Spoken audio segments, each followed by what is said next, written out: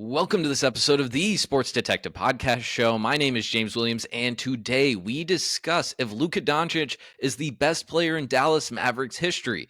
Why are we talking about this? Well, last week, as you guys know, Luka Doncic scored 73 points, which is the highest amount any player has scored in a game since Kobe dropped his 81 points. And the reason we're talking about and comparing him to Dirk is because his head coach, Jason Kidd, did that in a interview with a local Dallas radio station. We'll get to the quotes here in a second.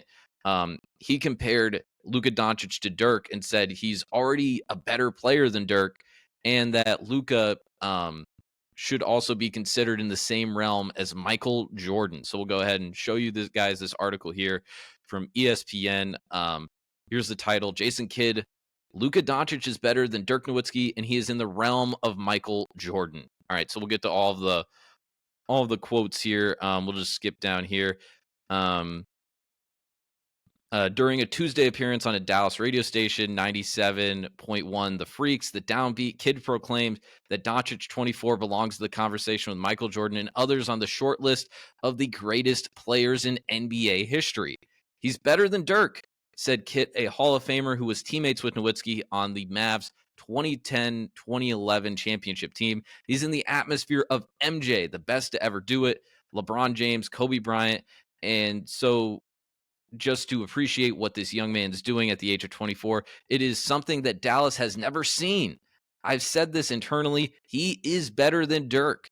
He does things that Dirk could never do, and is now the opportunity of getting the right people around him to ultimately win a championship. That's a little bit unfair to Dirk, because he's not wrong there where Luka plays differently than Dirk and does things that Dirk couldn't do, but they also played in different eras.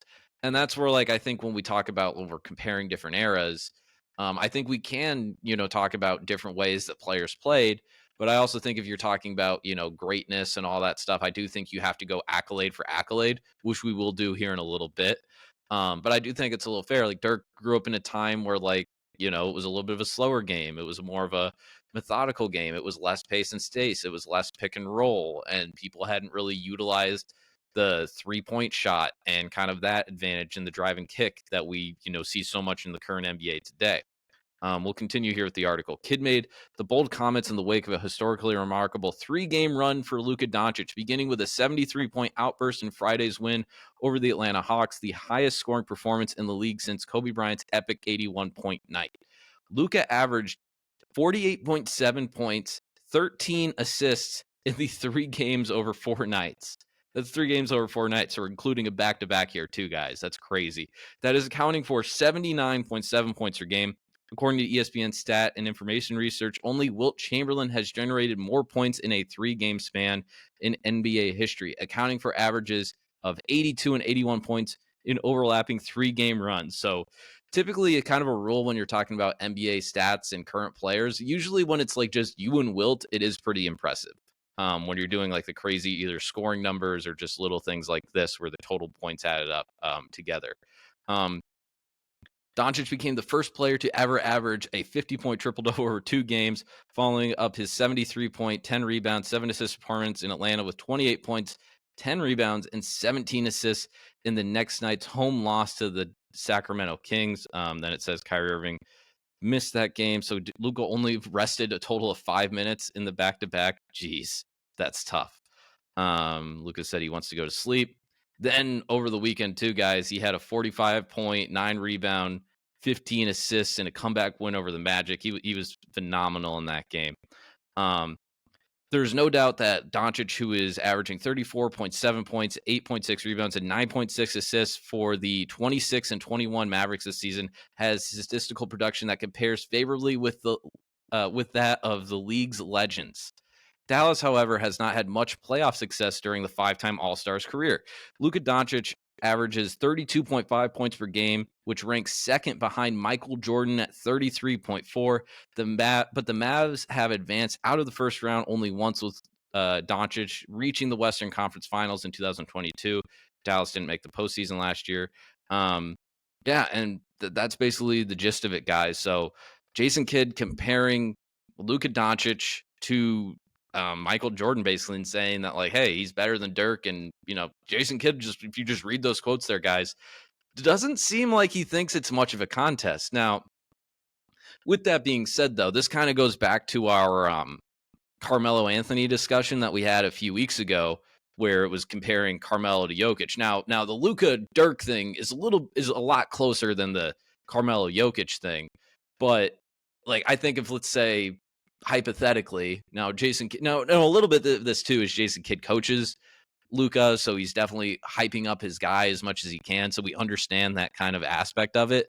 But um if you're doing like kind of the, just the career and what you mean to the franchise, like Dirk played in Dallas for 20 years, won an MVP there, won an NBA championship there. So Luka would have to reach those heights. He'd have to at least win an NBA championship for Dallas for, I think, the Mavericks fans as a whole to be like, yeah, we like Luka more than Dirk. Luka's better than Dirk. So with that being said, so I guess like Kid is projecting a little bit here.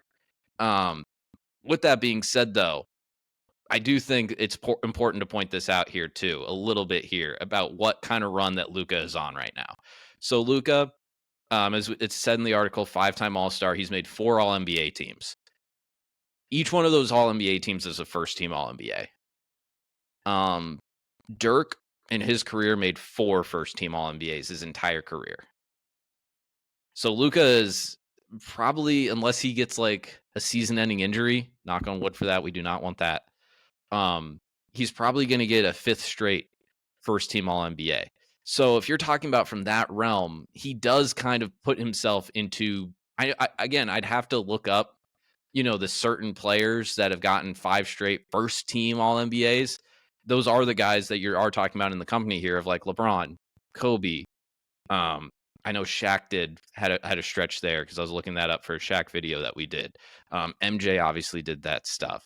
But if he does that, again, I don't know the whole list. If he does that, that does put him in pretty high esteem, pretty rare air here. The problem with this stuff too, though, that we're talking about this when we're comparing him to, let's say, MJ, Kobe, LeBron, Luka Doncic don't play a lick of defense, guys. He is not a defensive player. He is a one-way player. And the problem with that, with the way that they play offensively and the way that this Dallas Mavericks team is constructed around Luka.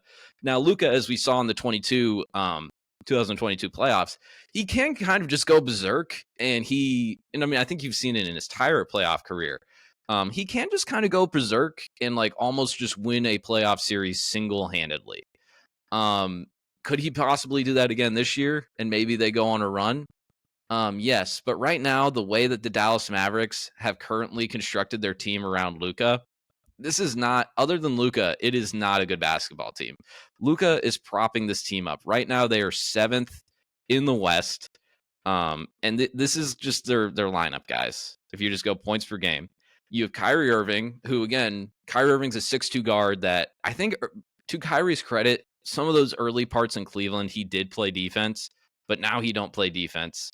So you basically have your backcourt doesn't play defense. Then you have Tim Hardaway Jr., you have Derek Jones, Derek Lively, Dante Exum, Grant Williams, Josh Green, Jaden Hardy, Dwight Powell, Seth Curry plays quite a bit for this team too. This isn't a championship roster around Luka. This isn't a championship roster around him. And the Dallas Mavericks really need to figure out something here where they can try and actually get a championship level roster around Luka, because like what Jason Kidd's saying there, like this guy is very, very special. Regardless, he doesn't play defense like Kobe, LeBron, and MJ, and that's definitely different. Now, a little bit of a defense with Luka here. Isn't necessarily asked to do that. 1. And 2, I think if you got like the right kind of team around him, I think he could be like a solid defender. I don't think he would be like horrific. I think right now he does kind of have like a loose leash on defense, but he will never get to that all NBA defensive thing. Well, again, too, when you do, if Luka is ever going to go debate, that it would be a little unfair if you hold the all defense against him, because just like if you look at the All NBA defensive awards that we have, it's kind of turned into like a skill defensive player, a defensive type of player gets that award. You know what I mean? Like a Derek White, a Drew Holiday, Marcus Smart, those kind of guys. But kind of getting into this, graded debate here too. That Dallas needs to do something here because Luka's 24. He's still young. But if you look at the kind of other guys when they start winning their titles, MJ and LeBron didn't start winning their titles till they're in their like later-ish 20s, around that 27, 28-year-old mark. Same thing with Jokic and Giannis recently. Same thing with Curry, even though I think Curry might have been like 26 or something. They need to figure out something here. And if you guys haven't been paying attention, I'm going to throw a little bit of a thing that has really quieted down recently. As you guys know, Kyrie Irving, a little bit of a wild card. I'll leave it at that. Has at least last year was very much flirting with the idea of going to Los Angeles and playing with LeBron James again. If you guys have been paying attention to the Los Angeles Lakers this year, you have noticed that the Lakers, at least of recently, have basically since the in-season tournament, seems like an absolute mess. It seems like the entire team is out on the head coach. Now, is a part of that because they're out on the head coach, or is it kind of like that time of year where a bunch of people are in trade rumors, and you kind of just see where a lot of those teams that have a lot of players that are trade rumors just aren't playing as well over the last few weeks because they're just like, they're reading that stuff. They're kind of worried like, hey, am I going to get moved in the next week? Like it's kind of a weird time of year for that kind of stuff. But if I'm the Dallas Mavericks, I don't know if you do it this year. Maybe you kind of wait and see how this Luka Kyrie thing works out in the playoffs. But if you can get a desperate Lakers to maybe bite on getting a Kyrie Irving, because right now the Lakers are trying to get DeJounte Murray. And they've put out an offer, but it doesn't seem like they are going to get any sort of movement on that. But if I'm the Mavericks this offseason, I might call them up and be like, all right, can we just get a few contracts for Kyrie and then we'll kind of figure it out later? Because again, just the idea of the Luka Kyrie nucleus fitting together in Dallas, it just doesn't going to work. Like, because Kyrie's a smaller guard. When he plays, he's super talented. And I'm not even going to bring in all the off-court stuff right now, but if you just look at Kyrie Irving's track record, guys, he doesn't play that much. He doesn't play that much. He gets hurt. He gets hurt like way too often, and small guards do not age well. They do not age well. And you need like a bona fide second star next to Luka. And if you just kind of look at these Dallas rosters over the last few years, they just have not been, that good. But I think Luka needs to have, you need to kind of build some sort of like, I think kind of like a longer, bigger defensive team, a lot of two-way guys around Luka. And I don't know if you get maybe some sort of forward. They did have Porzingis, but that mixed with Luka didn't necessarily work out. They had Jalen Brunson, who was actually like a very, very, very good fit against Luka, but they messed that situation up like 10 ways to highway. But kind of to put a bow on this, because I know I went on a bunch of tangents. I think at least accolades wise, he might eclipse Dirk. But to be the best Dallas Mavericks player ever, he's going to have to win a title. And I think he's going to have to be there for at least over a decade. And I mean, you guys know the thing with the MJ, Kobe, LeBron. He's going to have to get up there. But I don't think it's crazy because his accolades and his first team All NBAs are going to keep stacking up here. And as he keeps getting older into his 20s, we're going to start getting to that conversation here with Luka over the next few years of like, hey, man, we want to see you get it done in the postseason. We want to see you make the finals, kind of like what we're having with Embiid right now. All right, cool, man. You won an MVP. That's cute. Can you play in Denver? Can you go to the finals? Can you go to the conference finals? Luka went to the conference finals, but there you have it, guys. So that's kind of like our talk here about Luka. If you got this far in the video, just hit that subscribe button. If you like this video, hit that like button. We've been doing this podcast now for a few years now. We're just now starting to like put clips like this on YouTube. We've just been doing that the last like month and a half or so. So if you hit subscribe, it really helps us out in the algorithm. Leave a comment, if you have any feedback on the show.